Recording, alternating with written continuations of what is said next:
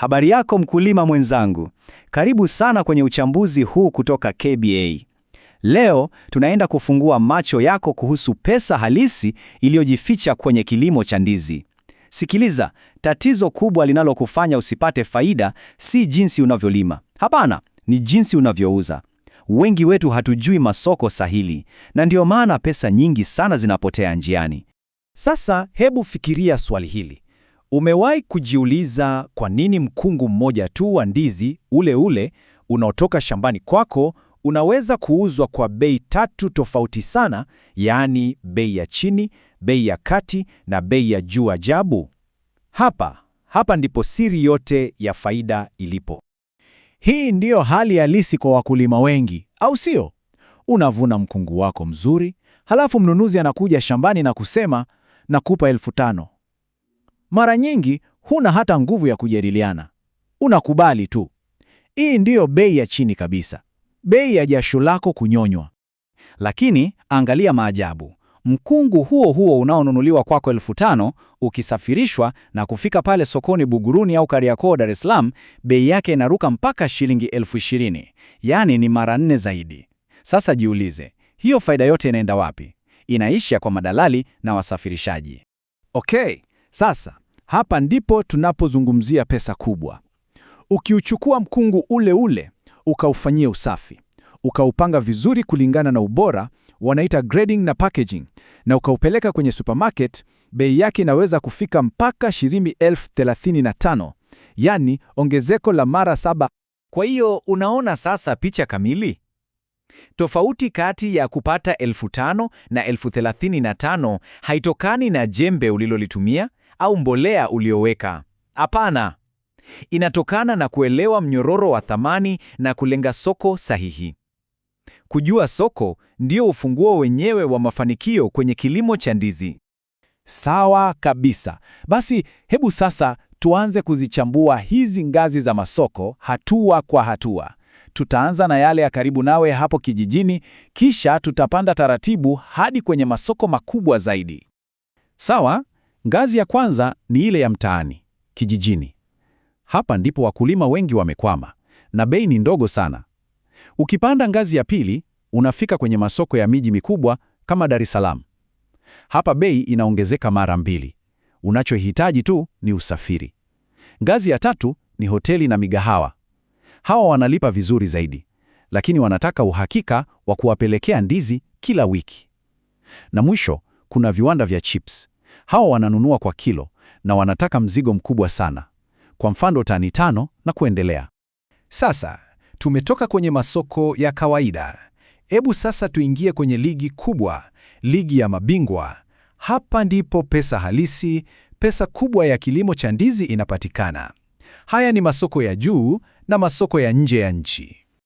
Ili uingie kwenye ligi hii, ni lazima na wewe uwe mtaalam. Inabidi upange ndizi zako kwa ubora, uzifunge vizuri kwenye vifungashio vya kisasa na uwe na vibali muhimu.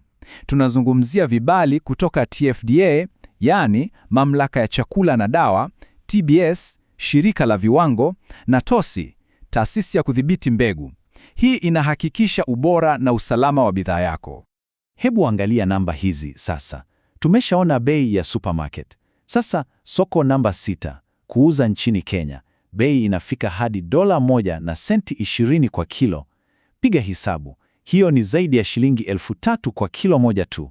Na soko la 7, hasa kwa wakulima wa Kagera, soko la Kongo liko hapo mlangoni, na bei inafika hadi $0.8 kwa kilo.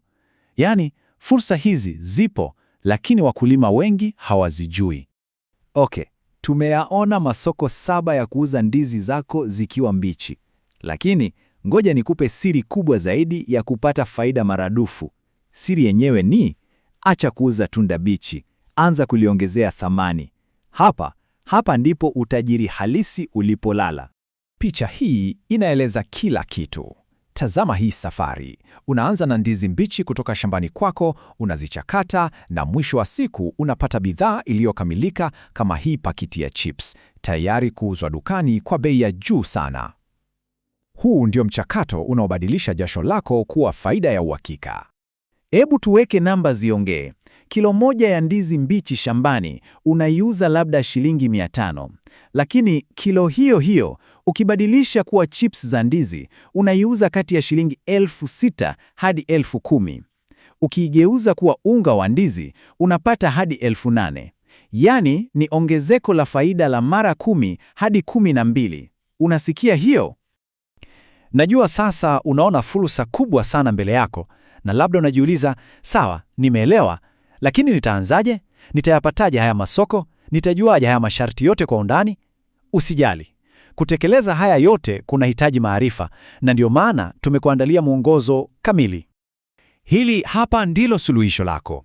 Mwongozo huu unaitwa Kilimo cha Ndizi kwa Mkulima wa Tanzania. Umeandaliwa na wataalamu wetu hapa KBA ili kukuongoza wewe mkulima hatua kwa hatua. Ndani ya kitabu hiki utapata uchambuzi wa kina wa yale masoko yote 7, bei zake halisi za sasa na masharti yake. Tumekuwekea kalenda ya bei ya mwaka mzima ili ujue ni mwezi gani hasa ndili zinauzwa bei ya juu zaidi.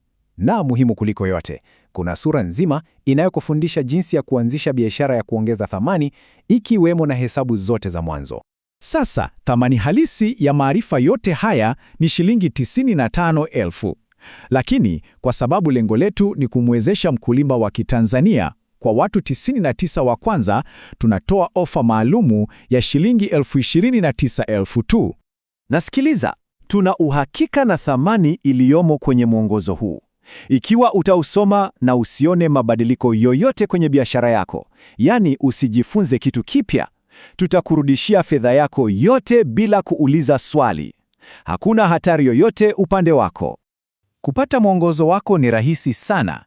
Tuma tu shilingi 29,000 kwenda M-Pesa namba 0763071007, jina litatokea Daudi Mwakalinga. Baada ya hapo, tuma ujumbe wa malipo kwenye WhatsApp namba hiyo hiyo na tutakutumia nakala yako ya kielektroniki papo hapo. Hebu tafakari hili kwa sekunde. Gharama ya mwongozo huu ni 29,000 tu.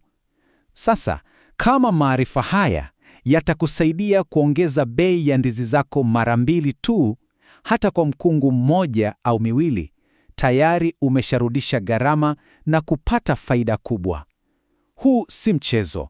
Huu ni uwekezaji muhimu sana kwenye biashara yako ya kilimo. Uamuzi ni wako. Sasa tungependa kusikia kutoka kwako. Kwa sasa wewe unauza ndizi zako kwenye soko lipi? Ni lile la kijijini au la mjini? Tuandikie kwenye sehemu ya maoni hapo chini na timu yetu ya wataalam itakujibu na kukupa ushauri wa ziada kulingana na eneo ulilopo. Na la mwisho, tafadhali hakikisha umebonyeza subscribe na ile alama ya kengele. Kwa nini? Kwa sababu uchambuzi wetu unaofuata tutaangazia magonjwa hatari yanayoangamiza mashamba ya ndizi na jinsi unavyoweza kuyazuia kabla hajakufikia. Hutaki kukosa hiyo. Asante sana kwa kuwa nasi leo.